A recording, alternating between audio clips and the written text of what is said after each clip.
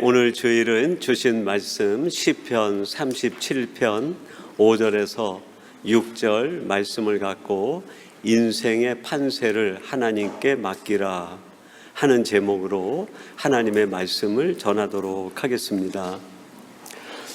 저는 가끔 TV에서 그 영상을 볼 때마다 참 신비롭다 하게 여겨지는 한 가지가 있습니다. 모래 아트를 하는 건데요.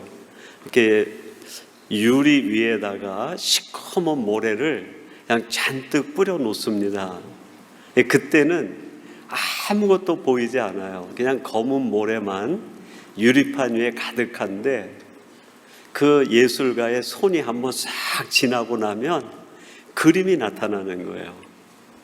잔잔한 바다에 예쁜 배가 그렇게 그 바닷물을 살랑살랑 하듯이 움직이고 있는 모습이든지, 또 손을 한번 싹 지우고 나면 예쁜 산과 들들이 꽃이 나타나고, 또 한번 손이 지나고 나면 예쁜 사람의 모습이 나타나는 게 얼마나 신비로운지, 그걸 볼 때마다 다른 것도 신비롭지만 제게는 그 모래 아트가 너무 신비로운 거예요. 그러면서 제가 신학을 하면서 그런 생각이 들었어요. 우리 인생도 이와 비슷하겠다. 내 인생의 유리판 위에 내 삶이 검은 모래처럼 아무것도 분간할 수 없이 가득 차 있는데, 거기에 나를 지으시고 만드신 내 인생의 예술가이신 하나님의 손이 한 번 지나가기만 하면 나는 상상할 수도 없는 신비한 그림들이, 작품들이 만들어지는 거죠. 내 눈에 볼 때에는 혼란 자체인데 그 혼란 속에 하나님의 손이 임하고 하나님의 손가락이 한 번 지나기만 하면 내 인생은 멋진 작품이 되고 신비한 그림이 되는 거예요. 그걸 보면서 우리의 인생의 가장 위대한 선택은 혼란한 내 삶을 하나님께 맡기는 것이 아니겠는가, 그런 생각을 지울 수가 없어요. 이제 오늘 지나고 이틀 지나면 17일 날이 우리 한민족 모두가 그렇게 즐겁게 보내는 한가위 명절이 옵니다. 제가 어린 시절에 제 기억에는 공중 목욕탕을 1년에 딱 2번 갔던 것 같아요. 한 번은 설날에 가고 한 번은 추석에 갔던 것 같아요. 설날과 추석이 끼어있는 그 주간 2, 3일 전이 되면 저희 아버님과 어머님이 형님에게 돈을 줘요. 그리고 동생들 다 데리고 대중 목욕탕에 데리고 갔다 오라는 거죠. 큰 누님이 작은 누님들을 데리고 함께 가고, 남자들은 저희 큰형이 데리고서 목욕탕을 가는 거예요. 목욕탕 가면 저는 목욕을 하는 게 아니라 수영을 하는 거예요. 수영, 목욕탕에서. 그렇게 신나게 놀고 놀았는데도 시간이 얼마 지나지 않는 거예요. 오랜 시간 목욕탕에 있었다 생각하는데 나오고 나면은 1시간 내지 1시간 반 정도. 그리고 집에 들어가면 어머니가 형님한테 뭐라고 얘기하는 거예요. 아니 무슨 목욕을 이렇게 빨리 끝내고 오냐고. 한 2시간은 목욕탕에 불렸다가 목욕을 하고 와야지 물만 묻히고 왔냐고 형님이 이제 야단을 맞는 거예요. 그리고 저를 따로 데려가서 막 문지르면 불었으니까 이제 막 때가 나오는 거예요.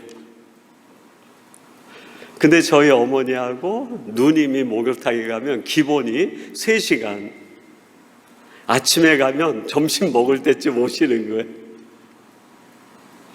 근데 어린 시절에 그 목욕탕을 가면서 그 주인이 앉아있는 그 벽에 붙어있는 그 글씨가 어느 목욕탕을 가든지 똑같이 붙어있는 글씨가 있었어요. 그게 뭐죠?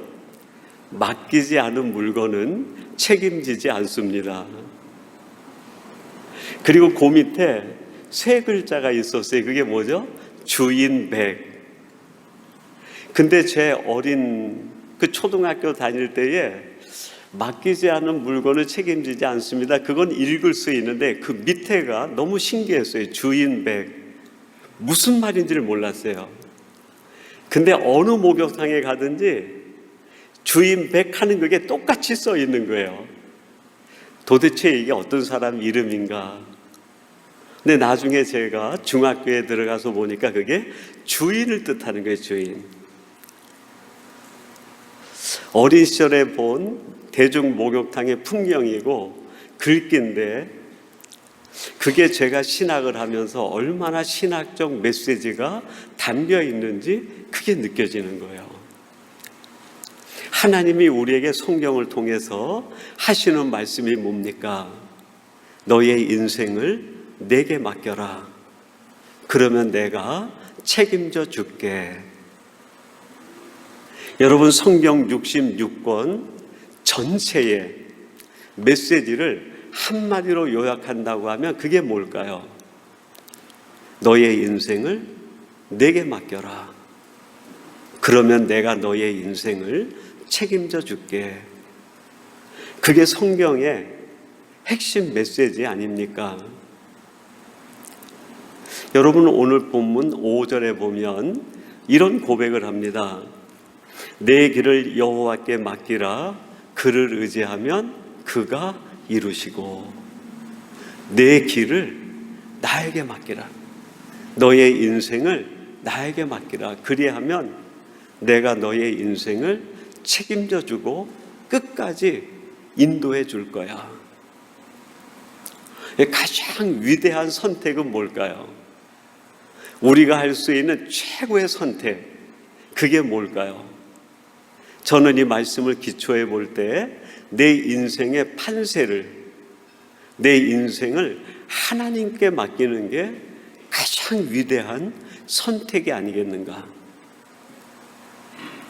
우리의 인생을 하나님께 맡기게 될 때 우리가 깨달아지는 것 두 가지가 있어요. 첫 번째는 내가 당하는 고난은 내 인생의 배경일 뿐이다 하는 걸 알게 돼요. 내가 지금 살아가면서 만나는 인생의 어려움과 고난과 어두움과 역경들은 나를 무너뜨리기 위한 악재가 아니라 나를 더 돋보이게 하기 위한 하나의 배경일 뿐이라는 거예요. 오늘 우리가 시편 37편 5절 6절을 묵상하지만 1절에 보면 이 시편의 배경이 나와요. 1절에 말하는 37편의 배경은 뭘까요? 이렇게 1절 말합니다. 악을 행하는 자들 때문에 불평하지 말며 불의를 행하는 자들을 시기하지 말지니라. 지금 이 다윗이 고백하는 37편의 배경은 악으로 가득 차는 거예요. 불의함으로 가득 차는 거예요. 인생 전체가 어두움으로 역경으로 가득 차 있는 거예요. 내 인생 뒤에 깔려있는 악과 불의함과 어둠과 세상 사람들이 만드는 그 모든 사악함 때문에 불평하지 말고 낙심하지 말라는 거예요. 왜요? 그것은 나를 더 돋보이게 하기 위한 내 인생의 단지 어두운 배경일 뿐이라는 거예요. 제가 오래전에 그 태국의 매홍선이라는 곳에 이제 한국에 있을 때 교회를 개척하고 헌당식을 위해서 방문했던 적이 있습니다. 방콕에서 비행기로 1시간 반 정도 들어가는 지역이에요. 그 매홍선 지역에 아주 세계적으로 유명한 한 그 산지족이 살아요. 그 족이 카렌족이라고 하는데 그 카렌족은 못 긴 여인으로도 유명해요. 그 지역이 맹수들이 많으니까 맹수들이 어린아이의 목을 물어가기 때문에 그걸 보호하기 위해서 아기가 태어나면 어린이시로부터 링을 채우는 거예요. 링을. 그러니까 제가 갔을 때 나이 드신 어른은 이게 한 20개도 넘는 거예요. 목긴족으로 알려져 있는 카렌족이 있는 거기에 교회를 개척하고 교회를 세운 거예요. 근데 그 카렌족이 있는 그곳은 목긴족도 유명한데 또 하나 유명한 게 있어요. 그게 뭐냐면 다이아몬드 광산지예요. 보석들이 그 산 속에서 채집이 되는 거예요. 그래서 세계 어디보다도 그 다이아몬드나 보석값이 가장 원석이 값이 싸요. 크기는 얼마나 되는지 모르겠는데 보통 한 3만 원, 4만 원 정도면 다이아몬드 이렇게 목걸이에다 넣을 만한 거 하나를 살 수 있을 정도예요. 선교를 다 마치고 이제 그 선교사님이 여기는 이게 유명하니까 거기서 한국에 가는 선물로 하나씩 사가시라고 쇼핑을 간 거예요. 보석 가게가 쫙 붙어 있는데 한 군데를 들어갔어요. 유리 진열장 밑에 다이아몬드가 쫙 깔려 있는데 잘 안 보여요. 근데 그 점원이 서랍을 열더니 그 유리판 위에다가 검은 벨벳을 쫙 까는 거예요. 그리고 다이아몬드를 꺼내가지고 몇 개를 거기다 이렇게 뿌리는데 검은 벨벳 위에서 다이아몬드가 확 빛이 나는 거예요. 환한 진열장 속에서는 잘 보이지 않았는데 검은 벨벳 위에서 다이아몬드의 진가가 나타나는 거예요. 그때 그 경험이 저에게는 아주 신선한 경험이었어요. 그리고 돌아와서 성경 말씀을 묵상하다가 제 마음에 이런 묵상이 오는 거예요. 아, 다이아몬드는 검은 벨벳 위에서 더 빛이 나는구나. 여러분, 우리 크리스찬들이 어디에서 가장 빛이 날까요? 풍요로울 때? 내 인생에 아무 걱정 없고 모든 것이 다 잘 될 때? 내가 세상에 많은 지식을 가지고 있을 때? 내가 세상 사람이 부러워하는 모든 권력을 한 손에 쥐고 있을 때? 그 크리스찬이 가장 아름답게 빛이 날까요? 물론 어떤 면에서는 그 이름이 존귀해질 수도 있을 겁니다. 그러나 우리 성도들이 가장 빛이 나는 때는 내 뒤 배경이 어두울 때예요. 내 비경이 가장 고통스러울 때, 내 뒤에 배경에 악이 가득할 때, 그럼에도 불구하고 내가 끝까지 하나님의 자녀됨을 지키고 있을 때, 그 어둠의 배경이 성도를 더 빛나게 만드는 거예요. 사도행전 6장에 보면 스데반 얘기가 나옵니다. 스데반이 성령이 충만해져 가지고 유대인의 회당과 공회 중에 가서 예수님을 전하고 복음을 전해요.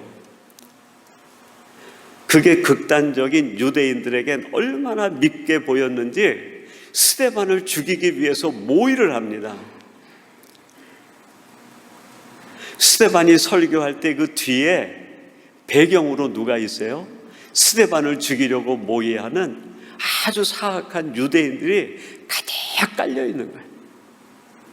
그 깔려 있는 상태 속에서 스데반이 회중을 향해 복음을 전하고 있는 거예요. 그 광경을 사도행전 6장 15절에 어떻게 표현하고 있습니까?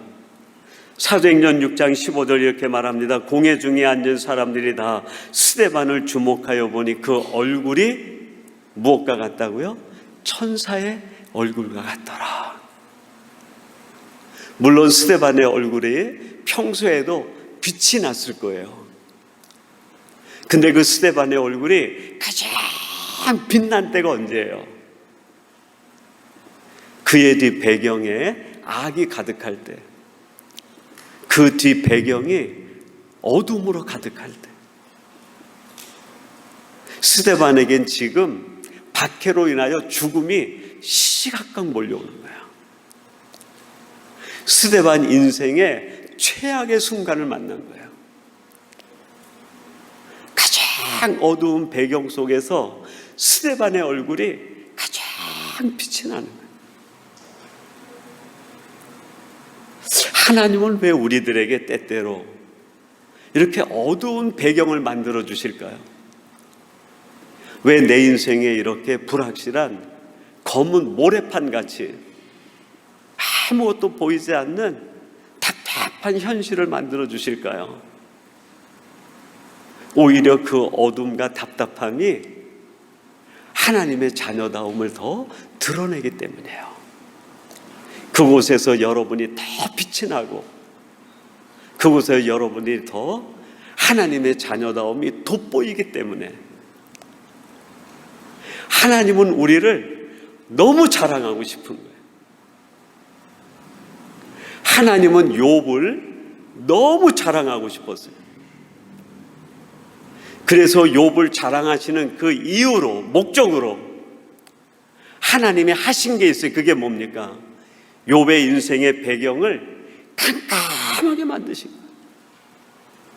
깊은 고난의 배경을 만들어 놓고 나니까 욥이 더 빛이 난 거예요. 여러분, 우리의 삶, 우리 인생에 어두운 배경이 깔릴 때 낙심하지 마세요. 하나님은 우리가 그 속에서 더 빛이 나는 걸 보고 싶은 거예요. 내 인생을 하나님께 맡기면 우리가 알아지는 첫 번째가 있는데 바로 이걸 알게 돼요. 내 인생의 어두운 배경은 나를 돋보이게 하기 위한 하나님의 놀라운 계획이고 하나님의 역사라는 걸 알게 돼요. 또 한 가지, 내 인생을 하나님께 맡기게 되면 우리가 알아지는 것이 있어요. 그게 뭘까요? 내 인생은 하나님의 위대한 비밀 속에 있다는 걸 알게 돼요. 여러분, 아까 제가 모래 아트 얘기를 했는데 그걸 보는 저를 비롯한 많은 시청자들이 어떤 그림이 그려지는지 전혀 상상도 못해요. 근데 그 예술가의 손이 한 번 움직이면 신비한 그림이 나오는 거예요. 하나님은 우리의 인생에 대하여 신비한 비밀을 가지고 계세요. 그게 하나님의 손 안에 있는 거예요. 제가 조금 전에 욥의 얘기를 했는데요, 욥기 1장에 욥이 엄청난 고난을 당합니다. 그때 욥의 세 친구가 있었어요. 이 세 친구가 돌아가면서 욥에게 와가지고 얘기합니다. 욥, 이제 너는 하나님의 계획과 하나님의 관심 속에서 너는 끝이 난 사람이야. 빨리 너는 회개하고 하나님의 은혜 속에 들어가야 사는 사람이야. 세 친구가 와가지고 욥에게 계속 얘기하는 게 그거예요. 너는 하나님의 계획에서 제외된 사람이고 너는 하나님의 섭리에서 제외된 사람이야. 그렇지 않고서야 어떻게 한순간에 이런 어려움과 이런 고난이 찾아올 수 있니? 욥이 너무 갈등이 생기는 거예요. 정말 내 인생은 하나님의 계획 속에서 제외가 된 것인가? 나는 하나님의 사랑 속에서 제외가 된 것인가? 그렇게 고민하던 욥이 욥기 23장에 가면 한 가지를 알게 돼요. 나의 가는 길을 그가 아시나니 그가 나를 단련하신 후에는 내가 어떻게 된다고요? 순금같이 되어 나오리라. 욥기 23장 10절의 고백이에요. 욥이 깨달은 게 뭡니까? 아니야, 나는 하나님의 계획에서 제외된 사람이 아니라 오히려 하나님의 계획 속에 내가 있기 때문에 내가 지금 이런 사건 속에 있는 거야. 그걸 깨달은 거예요. 내가 하나님의 계획 속에 있기 때문에 하나님이 나를 쓰시기 위해서 때때로 하나님은 우리를 모진 어려움 속에 들어가게 하실 때가 있어요.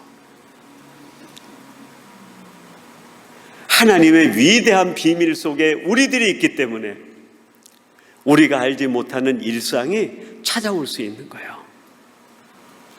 저는 확실히 믿습니다. 우리 중앙교회를 비롯하여 오늘 예배하는 여러분 한 분 한 분 모든 분들이 하나님의 손 안에, 하나님의 위대한 비밀 안에 여러분들이 있음을 저는 분명히 믿습니다. 제가 그 창동 염강교회에서 부목 생활을 할 때 저기 작은 아이가 거기서 태어나고 이제 한 2살, 3살 됐을 무렵이에요. 엄마하고 집에 있으면서 엄마가 그 종이 접기를 좋아하니까 그 조그만 3살 된 아이하고 종이 접기를 하는 거예요. 딱지도 접고 뭐 바지 조거리도 접기도 하고 여러 가지 종이로 모양을 접는 거예요. 그리고 제가 이제 교회 신방을 마치고 돌아오면 그 아이가 자기가 접은 거라고 이거 아빠 선물하면서 내줄 때가 있어요. 어느 날 제가 신방을 마치고 한 5시쯤 집에 들어왔더니 그 조그만 애가 막 뛰어와더니 주먹을 딱 쥐고 저한테 그러는 거예요. 아빠 선물 그러는 거예요. 그래서 내가 손바닥을 펴고 뭐야 그랬더니 딱 쥐고 있더니 손을 피지 않고 비밀 그러는 거예요. 비밀. 이건 비밀이야. 그리고 내 손에다가 딱 올리는 거예요. 그리고 조금 있다가 손을 펴서 주는데 거기에 자기가 만든 조그만 딱지가 하나 들어가 있는 거예요. 그걸 받고 며칠 지나서 새벽 예배를 드리면서 그게 묵상이 되면서 이런 묵상으로 다가왔어요. 그 조그만의 손에도 아빠가 오면 아빠에게 줘야지 하는 저를 생각하면서 만든 비밀이 그 속에 있었던 거예요. 그게 비록 딱지지만 그 아이가 상상하고 생각할 수 있는 아빠를 위한 가장 좋은 비밀을 손에 쥐고 있다가 그걸 저한테 준 거예요. 이렇게 묵상이 되면서 제게 소름이 쫙 끼치더라고요. 그 조그만의 손에도 나를 위한 비밀이 들려져 있다고 하면 우리는 상상할 수도 없는 하나님의 손 안에는 나를 위한 어떤 비밀이 담겨져 있을까? 생각이 이렇게 묵상으로 변하면서 소름이 끼치는 거예요. 온 세상 천지 만물을 지으신 그 하나님의 위대한 손 안에 나를 위한 그 비밀은 뭘까? 여러분, 내 사라져가는 삶은 그 비밀이 실현돼 가는 거예요. 내 인생은 내가 열심히 비즈니스하고 내가 직장에서 열심히 일하고 내가 하는 일을 최선을 다한 그것 가지고 페이를 받아서 살아가는 게 내 인생이 아니에요. 그거는 하나님이 부수적으로 우리에게 주시는 하나의 보너스와 같아요. 보너스.